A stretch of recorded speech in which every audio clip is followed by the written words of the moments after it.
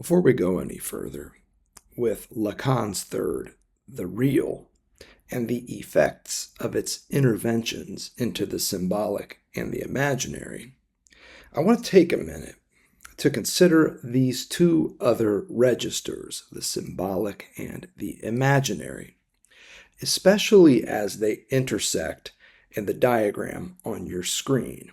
That enhanced Borromean knot which Lacan spends most of his third Rome discourse working up to.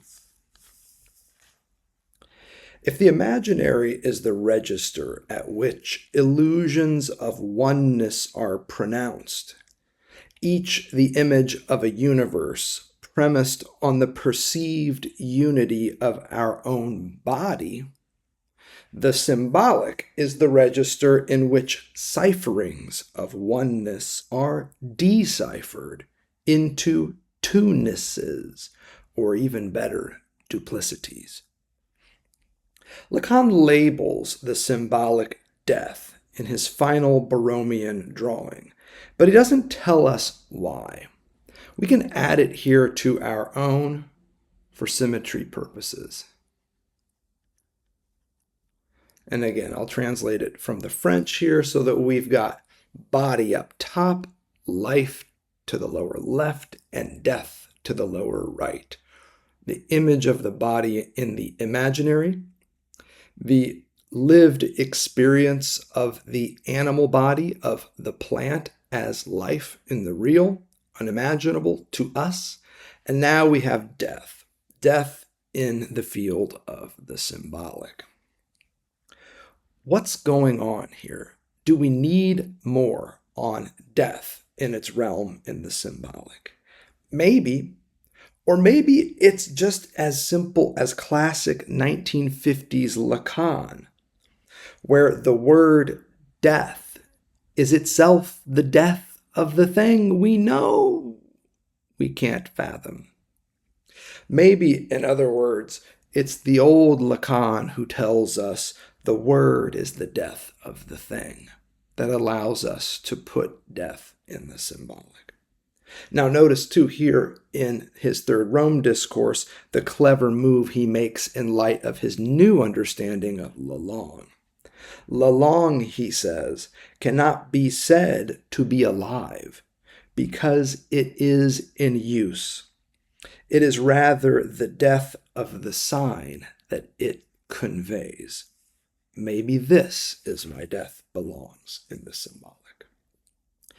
Anyway, I'll leave this one to your own speculations, but only because I'm racing toward that sens Lacan writes in the intersectional zone between the imaginary and the symbolic. You can see it on your screen right now, spelled S-E-N-S. Sens is tricky in French, but here, thankfully, it's rather straightforward. It means meaning. Where the imaginary and the symbolic intersect, we see meaning being made. That meaning is symbolic makes good sense, right? But why is it also imaginary? Because to mean, for Lacan, is to figure, to seize, to crystallize, to essentially commodify language use, causing it to grind to a halt in a lexical capture of sorts, indeed a linguistic image. It amounts to what Lacan starts calling in Seminar 20 enunciated knowledge. And we spent lots of time on this in our series on 20, followed by television and all the way up to Seminar 21, which begins with the riddle of linguistic meaning or enunciated knowledge versus unconscious knowledge supplied by Lacan. So I'm not going to rehash a bunch of that here. Let me just remind you, though, of the verb that Lacan frequently uses to describe the linguistic act of meaning-making. Chiffrer, chiffrer in the French is the verb he uses. It means to number, to encode, to cipher and figure, ever in service to calculation, sometimes even, hear me now, totalization. In meaning making, we see an imaginary symbolic effort to assign a fixed, established, determined numerical value, read a signification, to an otherwise fluid, diffuse, uncertain, indeterminate, and wildly unpredictable operativity. If enunciated knowledge, and let's just call it what it is, epistemology, is what we know as the fruits of this labor, what do we call the unruly, ungainly, unhomely plant from which we pull this fruit? Unconscious knowledge, as infused with Lacan. You've probably heard that language is what we try to know about Lacan, straight out of Seminar 20. So also with epistemology. It's what we try to say about unconscious knowledge. But again, we've been over all this. What precisely is new here in Lacan's third Rome discourse? Well, I'll tell you what caught my eye, my ear as well, and sent me thinking in a new direction. It was the metaphor for meaning, sens, that Lacan uses in this lecture. On page 17, he talks about le grillon du sens, the little bell of meaning. And not just any little bell, my friends. If you've seen our series on Seminar 16, you'll recall what a grillon is. It's a sleigh bell, shiny, reflective, and even mirrored on the outside, but with a loose, useless, even worthless object inside it rattling around. Back in the day, this would have been a small pebble, dried seeds or beans, bits of bone or shell, hardened clay shards, sometimes rolled into little balls, scrap pieces of metal even as time went on.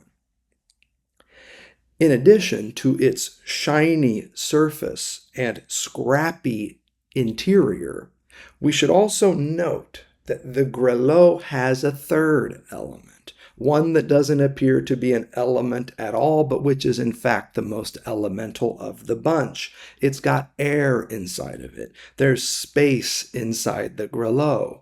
Between the piece of shit that rattles around inside and the exterior surface that it hits against.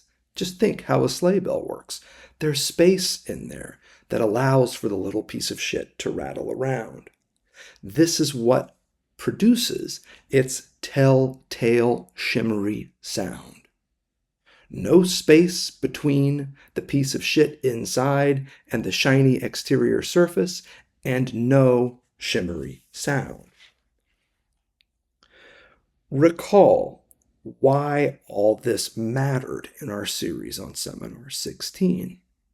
Because it gave us a new way to think of objet A, inviting us to see it less as an object cause of desire and more as Lacan now explicitly conceives of it again and again in the 1970s, as an abject figure of repulsion.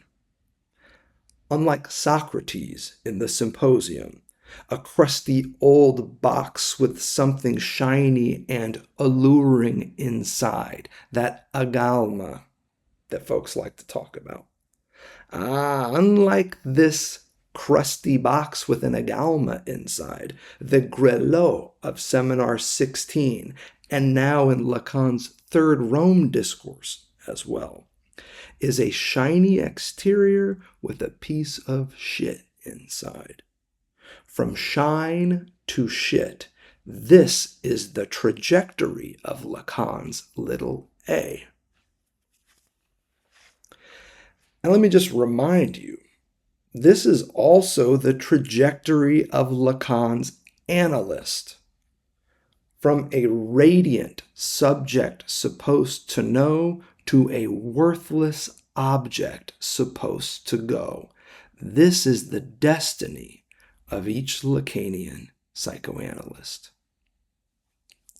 Make no mistake, that little a in the agential position in the analytic discourse, this is no longer object little a as a cause of desire. In the final analysis, this is its obscene double, abject little a.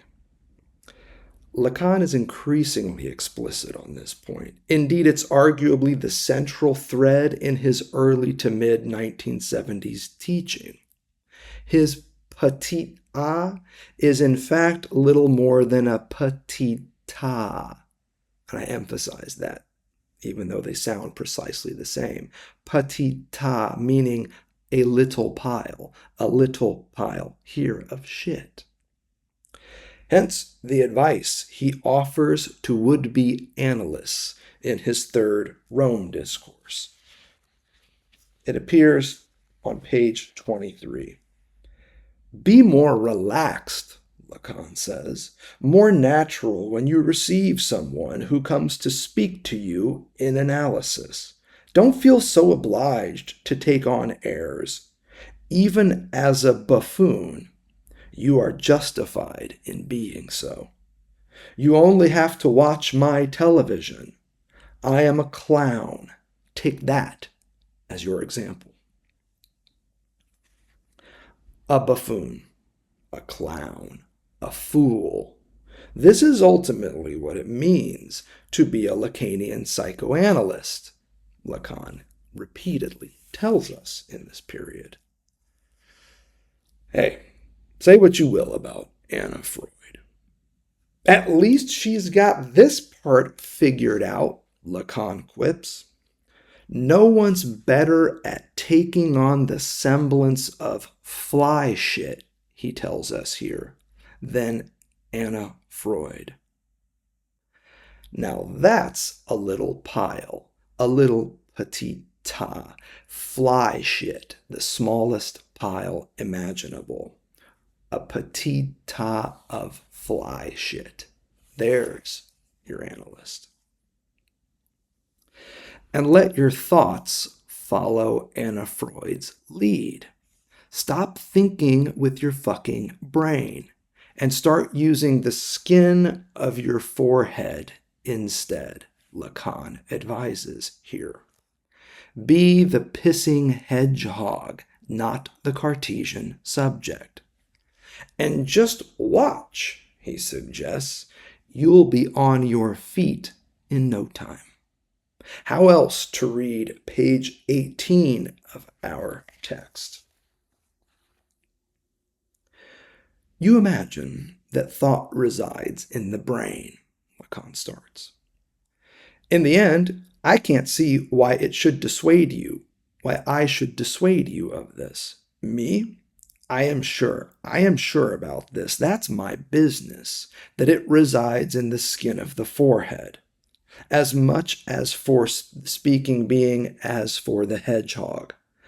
I love hedgehogs.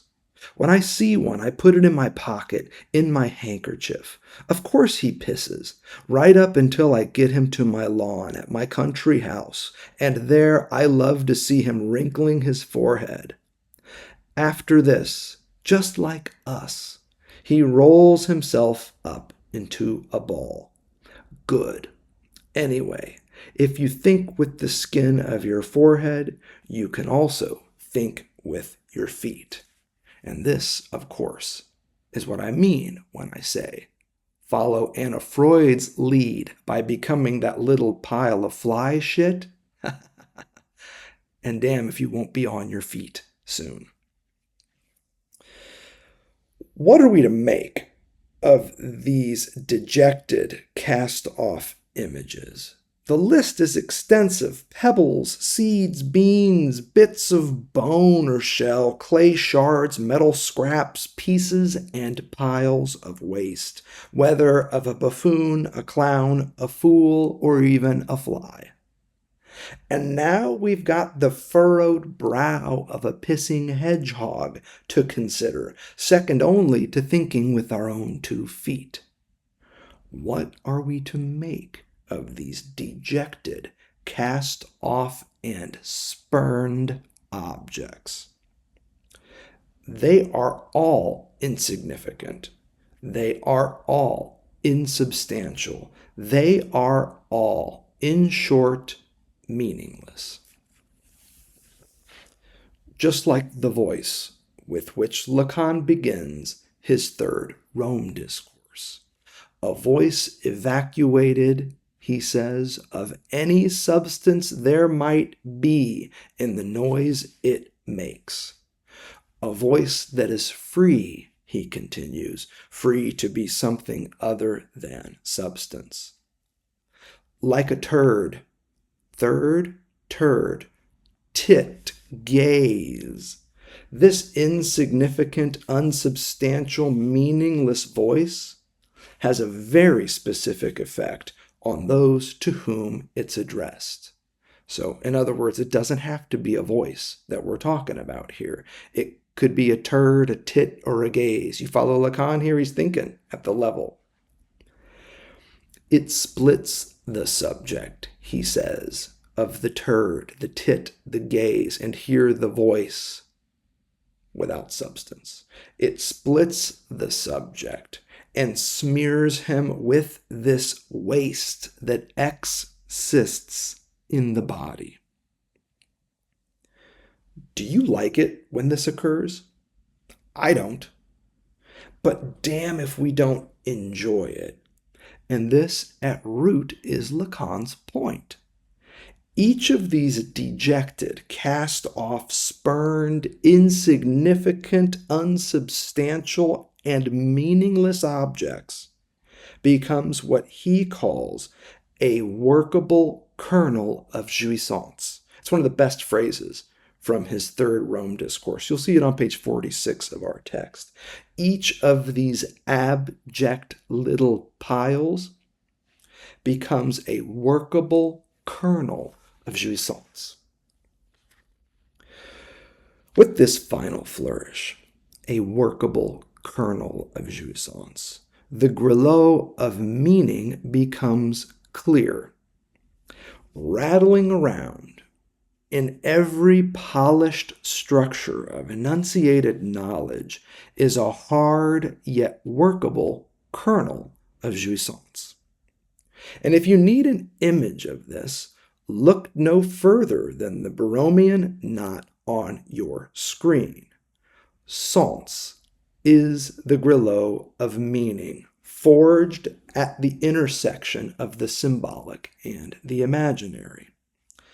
And abject little a, as a worthless yet workable kernel of jouissance, is what the real places inside this grillon of meaning, and arguably the very thing that allows it to jingle, crucially beyond this intervention.